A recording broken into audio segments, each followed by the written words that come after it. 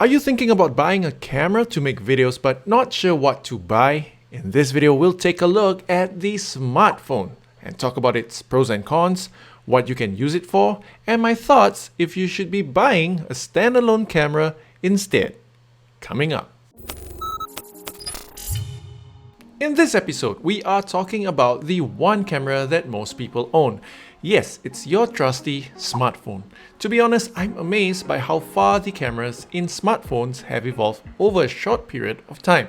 And all this innovation jam-packed in such a small package. Hey guys, before we go further, if we're meeting for the first time, my name is Hafiz and welcome to Roll Record.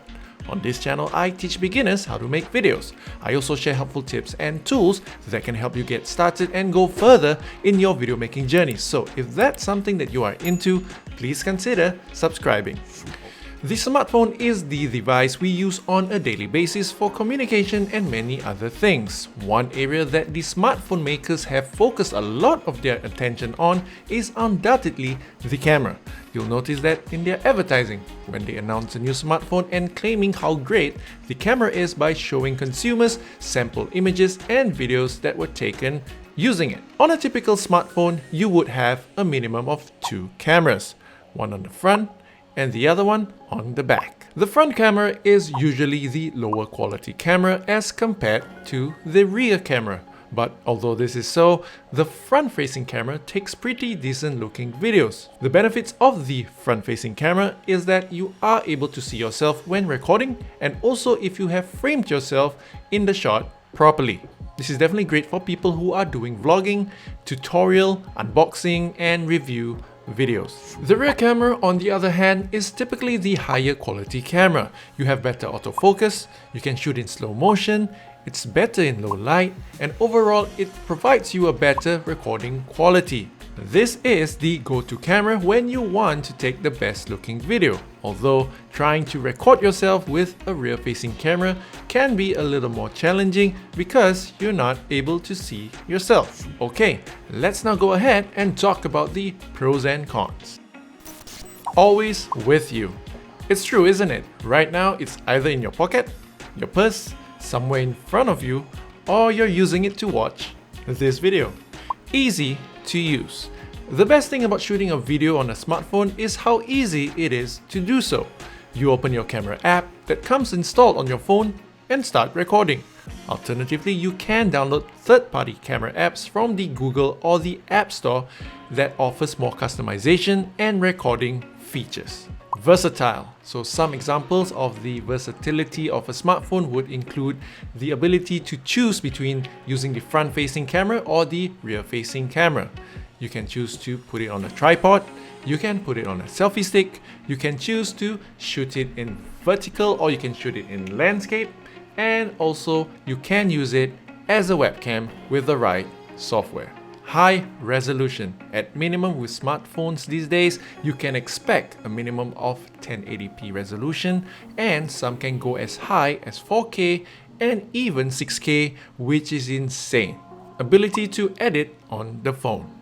Not only can you shoot video, you can directly edit your footage on the same smartphone itself. For example, you can use a simple trim and cut feature natively on the phone, or apps like Adobe Premiere Rush, LumaFusion, and KineMaster will provide even more advanced editing options. Fast share. Want to upload it to a social platform? You can do that too. Load directly to Instagram, Facebook, YouTube, and even TikTok. Lots of accessories available. There is a huge range of accessories available for mobile filmmaking, and what is also great is you can always find a particular accessory to suit your budget. Some examples of these accessories are rugged cases or filmmaking gears like lenses, lights, and even external microphones. Storage limit. Take note that videos take up plenty of space in your device. If you plan to use your smartphone as your camera, you need to ensure that you have enough free space. Some phones allow you to expand on storage with a micro SD card, which is great. However, smartphones like the iPhone have a fixed storage. So just to give you a rough idea, for a 1080p HD video, how much you can record depends on the available space as well as the battery life. For 4K, it's the same theory, however the recording time might be limited due to another reason, and that is to prevent the phone from overheating. Interrupted during use. Now, a smartphone is a communication device first, so you need to be ready to not get annoyed when a call or message comes in when you are in the middle of recording a video. Of course, this is not a problem if you have an extra smartphone that you use only for taking videos. Battery life. Smartphones are not the greatest when it comes to battery life, especially when you are using it for recording video. No blurred background. The lens on a smartphone at this time cannot produce the real blurry background look that you get from a lens of a DSLR or mirrorless camera. You can, however, get them as an effect through software, which in my opinion doesn't look good. Poor in low light. The sensor in a smartphone is small as compared to standalone cameras like the point and shoot. However, there is an exception to this rule, as some of the more premium smartphones have progressed to be able to produce good-looking videos even in low-light conditions. When it comes to pricing, a smartphone can cost anywhere from $200 to upwards of $1,000. It's no surprise that the camera abilities in a smartphone are now one of the things that consumers are focusing on when buying a phone.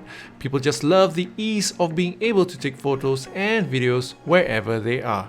Even third-party accessory makers are acknowledging this trend and are making products for mobile filmmaking. I'll leave some links to some smartphones and some mobile filmmaking accessories so you can check them out yourself in the description box.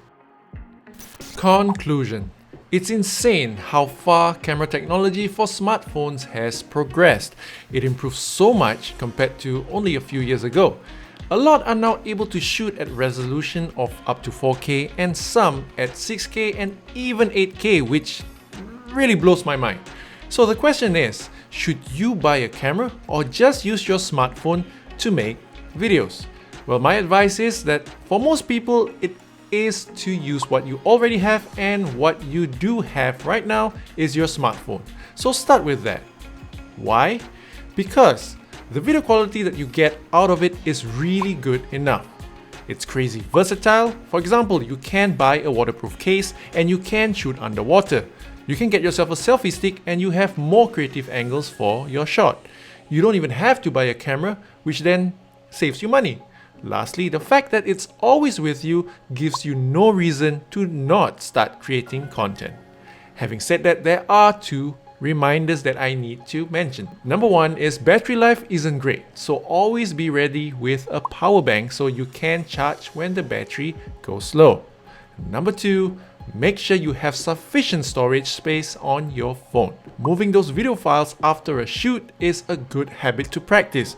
The last thing you want is for your phone to not function properly due to insufficient storage space. In the next video, we'll talk about the action camera, so please subscribe and hit that notification bell so that you know when it's released. Like and share this video to help someone out, and if you have any questions, please let me know in the comments below. Thank you for watching, and I'll catch you in the next one. See ya. Some examples of these accessories include rugged cases,